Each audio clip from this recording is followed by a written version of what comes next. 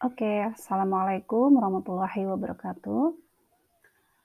Eee, Bismillah, alhamdulillahilladzi hadana li hada wa ma kunna linahtadiya laula an hadanallah. Asyhadu an la ilaha illallah wa asyhadu anna Muhammadan abduhu wa rasuluh. Baik akhwati fillah, peserta karimah ya, kajian rutin muslimah dari Muslimah Baitur Rahman. Pada kesempatan kali ini, kita masuk pada kajian dengan judul Muslimah Bervisi Besar. Nah, kenapa kemudian kita mengambil tema ini? Secara singkat, bahwasanya saat ini banyak muslimah yang sebenarnya mungkin tidak memiliki visi yang tepat atau bahkan tidak memiliki visi yang besar.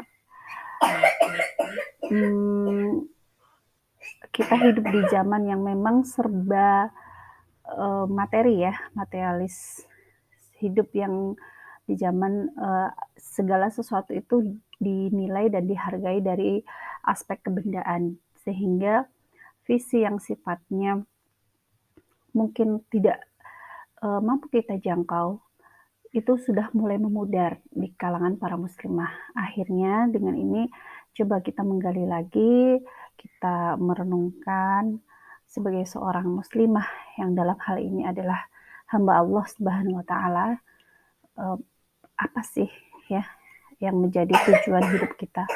Apa sih yang akan kita tuju? Nah, dalam kajian ini kita akan melihat 4 poin yang akan kita bahas bersama-sama. Yang pertama kita akan melihat apa itu visi sebagai titik tuju, yakni cita-cita dan impian. Kemudian kita akan melihat juga bahwa ternyata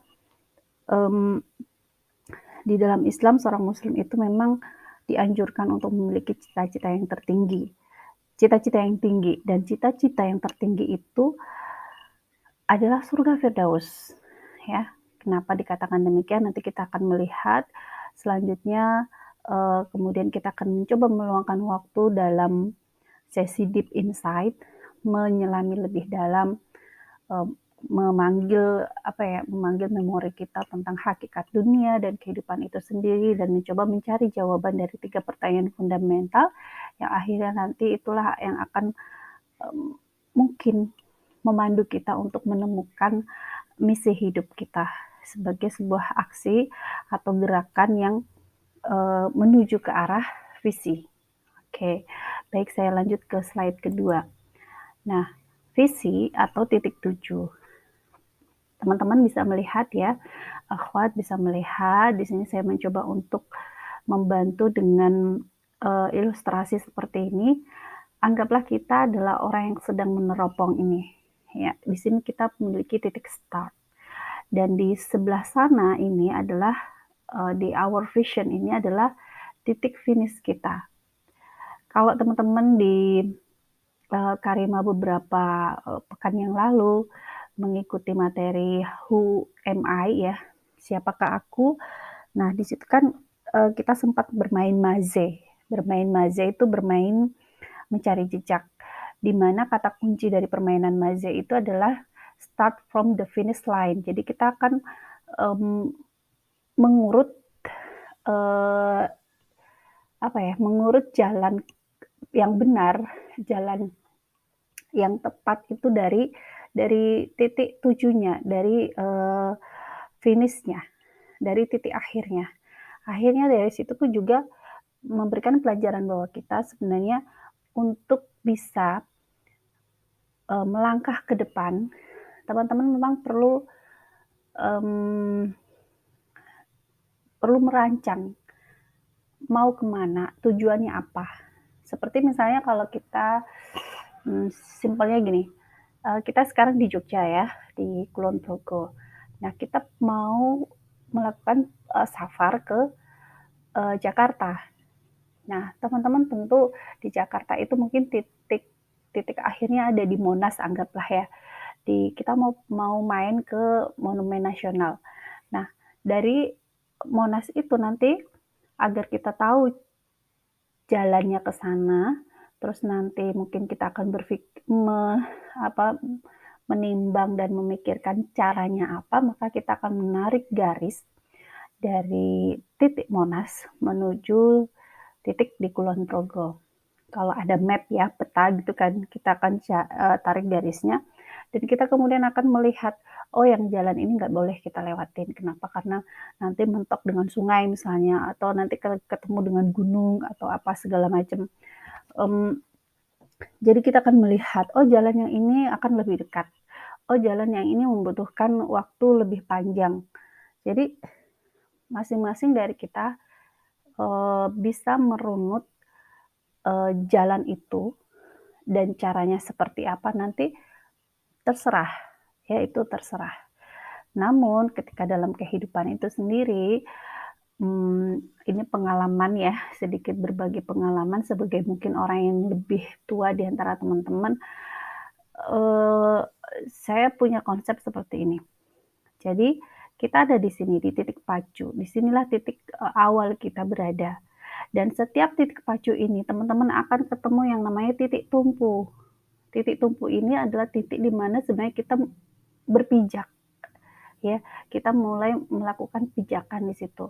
Misalnya untuk teman-teman yang masih berperan sebagai anak perempuan, ya, berarti titik tumpunya ada di sini.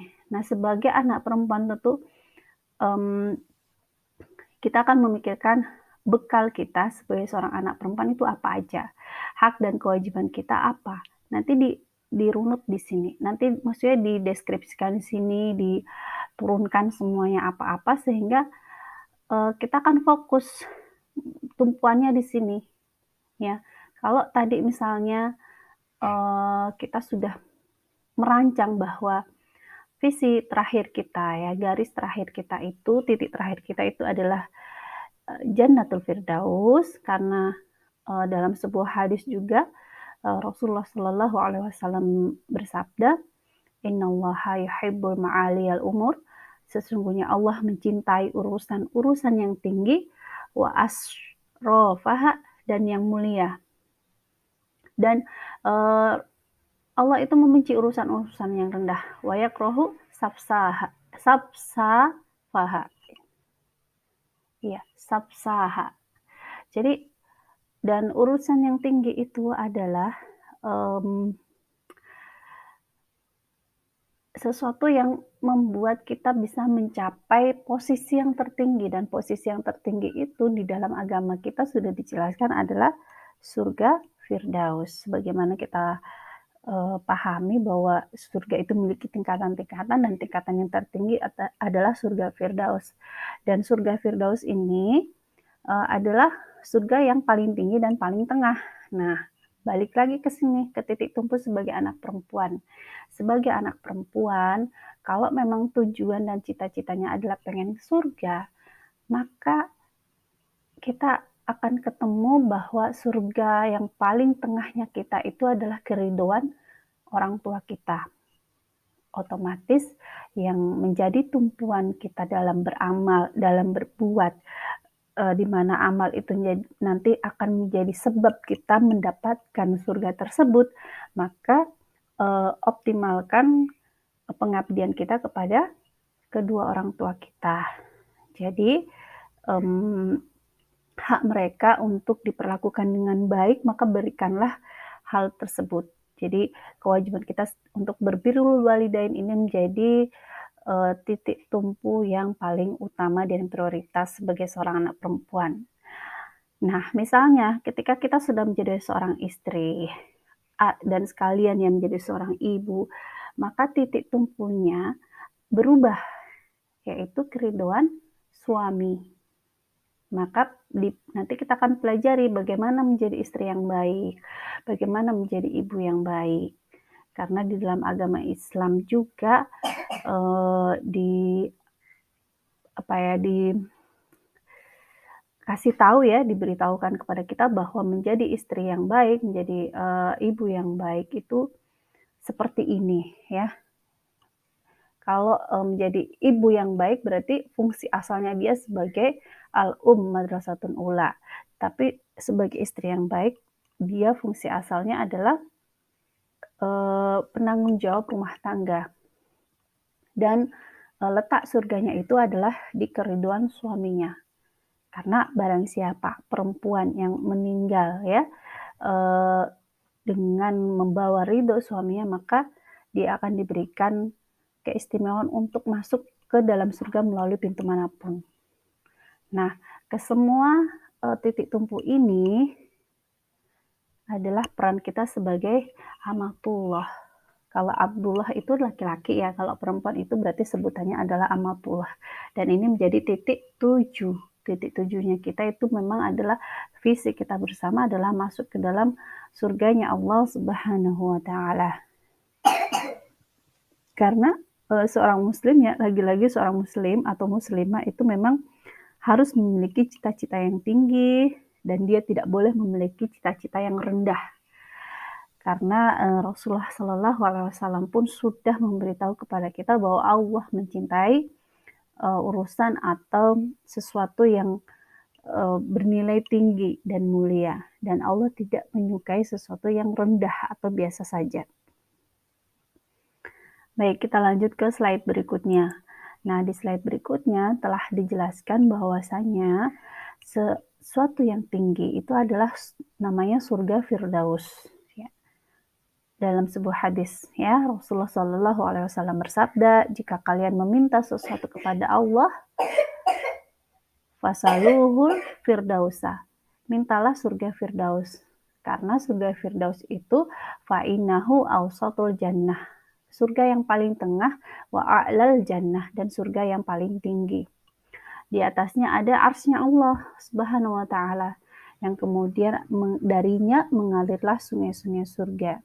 Nanti teman-teman kalau misalnya pengen lebih tahu lebih dalam ya, lebih lanjut bagaimana sih gambaran tentang surga, boleh ya browsing ya bagaimana sih indahnya surga itu seperti apa, yang akhirnya kemudian akan membuat kita merindukan surganya Allah Subhanahu wa taala dan menjadikan dia adalah visi kita, impian kita, cita-cita kita. Oke.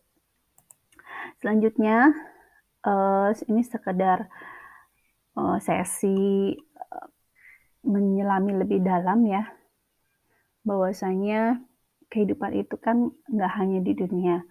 Kita harus yakin bahwa ada kehidupan setelah kematian. Dan perjalanan ruh setelah mati ini tentu berada di alam yang sangat panjang. Kalau teman-teman perhatikan ya perjalanan ruh kita atau kehidupan kita itu diawali dari alam ruh. Alam ruh itu di mana kita berada di dalam rahim ibu kita, ya di mana kita berada di dalam rahim ibu kita, yang kemudian dalam Quran surah Al-A'raf kalau nggak salah itu Allah seperti bertanya yang sebenarnya tidak membutuhkan jawaban. Ketika Allah menanyakan, alastu birabbikum, apakah aku ini Robmu? Maka ruh-ruh itu menjawab, qalu bala syahidna, iya engkau adalah Rob kami. Jadi ruh-ruh itu membenarkan bahwa Allah Subhanahu wa taala itu adalah Rob kita, ya. Jadi dari alam ruh kemudian masuk ke alam dunia. Nah, di alam dunia ini mungkin fasenya agak sedikit lebih panjang dari alam ruh, karena di sanalah kita berkehidupan dan kemudian akan ditutup dengan sebuah kematian. Alam selebihnya kita akan masuk ke dalam alam yang sangat panjang, yaitu alam akhirat. Dalam sebuah informasi dinyatakan bahwasanya satu hari di akhirat itu sama atau setara dengan 1000 tahun di dunia. Ini karena saking panjangnya kita akan melewati beberapa alam, dimulai dari alam barzakh, terus ada kiamat, ada hari berbangkit, kemudian dikumpulkan di padang mahsyar, kemudian ada syafaat, hisab, penimbangan amal baik dan amal buruk, sampai ketemu dengan telaga ya, ada jembatan. Nah, tujuan akhirnya hanya dua, ya, surga atau neraka. Ada yang di tengah-tengah, yaitu ketika dia amalan baiknya sama dengan amalan buruknya, berarti dia ada di posisi Al-A'raf yang di tengah-tengah, tidak ke surga, tidak ke neraka, seperti itu. Sehingga mari ya kita nabung pahala sebanyak-banyaknya di amal soleh kita, agar amal kebaikan kita itu lebih banyak daripada amal-amal buruk kita. Nah, di sini saya mau bilang apa ke teman-teman, bahwasanya ketika kita sudah memahami perjalanan kita dari alam ruh, alam dunia sampai alam akhirat, maka saya mau ngajak teman-teman untuk bisa memiliki cita-cita atau visi yang melompat jauh melewati jatah hidup kita. Oke. Nah, lagi-lagi berarti kita butuh untuk bisa memahami hakikat dunia itu seperti apa. Nah, teman-teman yang kemarin sudah ikut daurah, insya Allah udah paham ya, apa sih hakikat dunia itu, secara bahasa dunia itu artinya apa, kemudian sifat-sifat dari dunia, kemudian apalagi ya,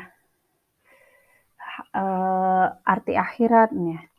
Nanti kita akan coba mengingat kembali secara cepat.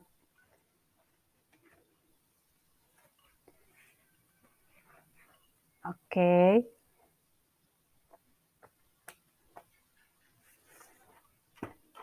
Ya, jadi dunia itu ya teman-teman, secara bahasa, kalau teman-teman ingin tahu bahwasanya dunia itu dalam Quran surah An-Najm ada kata dana, itu artinya dekat. Kemudian dia juga berarti ahwanun, yaitu rendah atau hina. Sehingga kita akan memahami bahwasanya sesuatu yang dekat itu ya nggak lama gitu ya, nggak lama. Dan kenapa dia hina, kenapa dia itu rendah? Karena dalam sebuah hadis pernah dapat hadisnya, demi Allah sungguh dunia itu lebih hina bagi Allah daripada bangkai anak kambing. Ya, ini ada cerita dalam sebuah cerita bahwasanya ada bangkai kambing atau kambing yang cacat, kemudian ditawarkan kepada para sahabat, siapa yang mau mengambil kambing ini, ya, diberikan secara gratis, tetapi para sahabat tidak ada yang mau. Dan kemudian Rasulullah mengatakan, ketahuilah bahwa dunia itu lebih rendah daripada kambing yang cacat ini. Seperti itu. Kemudian hakikat dari dunia itu adalah ujian, kampung ujian. Dan dia bersifat fata morgana, sesuatu yang menipu ya, melalaikan, di mana orang-orang pada berbangga-banggaan, dan dunia itu terlaknat karena tidak ada satupun kisah yang mengisahkan bahwa Rasulullah meminta dunia pada Allah Subhanahu wa taala. Apa yang Rasulullah minta? Robbi zidni ilman. Jadi Rasulullah mintanya ilmu. Itu, bukan meminta dunia. Kemudian akhirat. Akhirat itu sesuatu yang akhir atau yang finish. Jadi sesuatu yang finish itu berarti sudah tidak ada sesudahnya dan dia adalah sebenar-benarnya kehidupan. Tempat yang kekal, tempat di mana semua amal baik dan amal buruk mengalami pembalasan, dan akhirat itu lebih baik daripada dunia. Sehingga sebagai seorang hamba ya, sikap kita yang baik, yang benar adalah hidup di dunia itu sebagai seorang musafir. Sebagaimana seorang musafir yang melakukan perjalanan, ya dia akan membawa atau memanfaatkan apa-apa yang di dalam perjalanan itu seperlunya aja. Nggak ngoyo, nggak kemudian habis waktunya hanya untuk urusan dunia. Tetapi kita selalu dimotivasi untuk mengejar akhirat kita, walaupun sebenarnya jangan juga melupakan dunia, gini. Sampai ada quotes ya, dunia di tanganku, akhirat di hatiku. Jadi nggak apa-apa sih kita menjadi pemimpin dunia, tapi jangan sampai dunia itu kemudian menjadi prioritas utama kita yang kemudian melalaikan kita dari akhirat. Nah, nanti teman-teman bisa buka lagi deh materi hakikat dunia. Nah, ini ada 3 pertanyaan dasar yang kemudian mudah-mudahan pertanyaan ini juga bisa memandu kita untuk menemukan visi dan misi kita sebagai amatullah, sebagai hambanya Allah. Karena yang pertama ya, karena memang kita harus menemukan jawaban dari mana asal kehidupan kita. Dari mana asal kehidupan kita. Dan ini udah dijawab oleh Allah Subhanahu wa taala dalam Quran surah Al-Anfal ayat 78. Teman-teman yang bisa buka mushaf boleh ya dibuka. Kebetulan saya tidak menuliskan di sini ayatnya. Bentar saya buka bareng-bareng. An-Nahl. Surah An-Nahl ayat 78. Ya. Dalam Quran surah An-Nahl ayat 78, Allah Subhanahu wa taala berfirman, "Dan Allah mengeluarkan kamu dari perut ibumu dalam keadaan tidak mengetahui sesuatu pun, dan Dia memberimu pendengaran, penglihatan, dan hati nurani agar kamu bersyukur. Allah Maha Kuasa dan Maha Mengetahui, tidak ada yang luput dari pengetahuannya." Nah, dari Quran surah An-Nahl ini akhirnya kita menemukan jawaban ketika misalnya ada pertanyaan dari mana asal kehidupan itu, ya asalnya dari perut ibu. Dan semuanya atas biiznillah ya, kehendak Allah yang kemudian kita diberikan kehidupan dari situ. Awal kehidupan kita ada di dalam perut ibu kita. Kemudian untuk apa kita hidup? Nah, ini berkaitan dengan tujuan penciptaan manusia dan jin tentunya, karena hamba Allah yang diciptakan itu bukan hanya manusia, tapi jin dan juga malaikat. Nah, teman-teman bisa lihat lagi di Quran surah Az-Zariyat ayat 56, "Wa ma khalaqtul jinna wal insa illa liya'budun." Kata Allah, dan tidaklah aku menciptakan jin dan manusia itu melainkan menyembah kepadaku. Nah, ini kan maknanya bahwasanya nggak ada tujuan lain manusia itu diciptakan, jin itu diciptakan selain untuk menyembah Allah semata. Untuk menyembah Allah semata. Akhirnya kita tahu bahwa tujuan kita hadir di muka bumi ini adalah menyembah Allah. Liya'budun itu diartikan menyembah, mengabdi, dan padanan dari kata mengabdi itu adalah taat, patuh, tunduk, atau taat ya kalau dalam bahasa Arabnya. Jadi kalau Allah memerintahkan untuk dilakukan, lakukan. Kalau Allah melarang, ya jangan dilakukan. Kalau hal itu halal, maka boleh kita konsumsi. Kalau itu sesuatu yang haram, maka ditinggalkan. Nah, inilah yang maknanya menjadi Abdullah, menjadi hambanya Allah yang baik, yang benar, karena sesuai dengan maunya Allah. Allah pengen kita itu tunduk, pengen kita itu benar-benar memurnikan pengabdian kita hanya kepada Allah Subhanahu wa taala. Tidak ada tandingan-tandingan selain Allah ya. Nggak boleh menghadirkan tandingan-tandingan yang lain.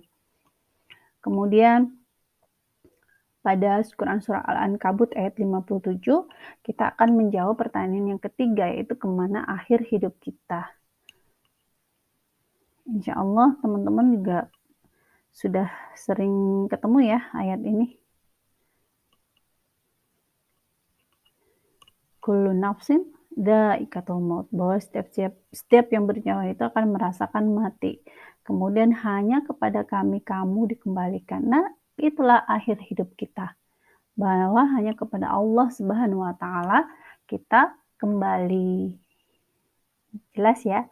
Jadi 3 pertanyaan fundamental yang kemudian, ketika kita adalah manusia ya,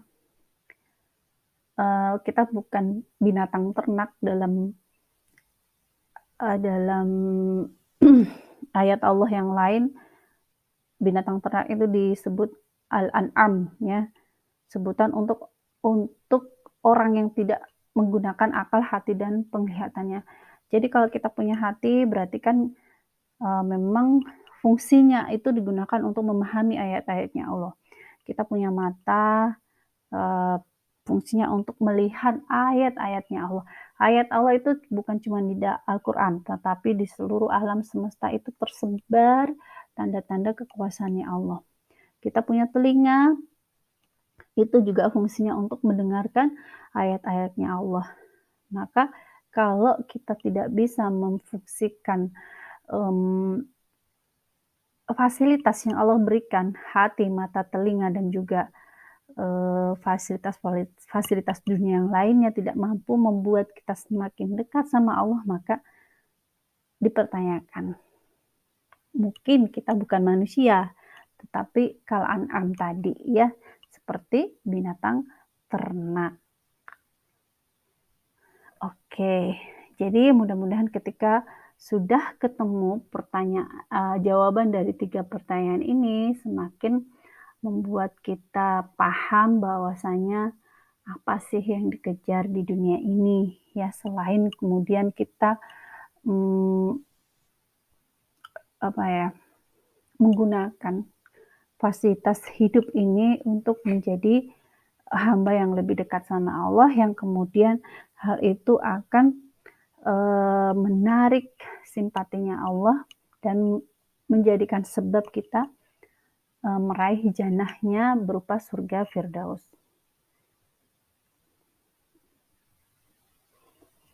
Sehingga apa tadi teman-teman? Milikilah cita-cita atau visi yang melompat jauh melewati jatah usia kita. Oke, kita lanjut ke slide berikutnya. Di slide berikutnya, nah ini sekedar rangkuman poinnya bahwasanya ketika saatnya kita sadar akhirat. Ya, sadar akhirat bahwa ada kehidupan setelah kematian dan kehidupan itu tidak hanya di dunia. Karenanya sangat merugi ketika cita-cita kita itu hanya berhenti pada aspek kebendaan saja.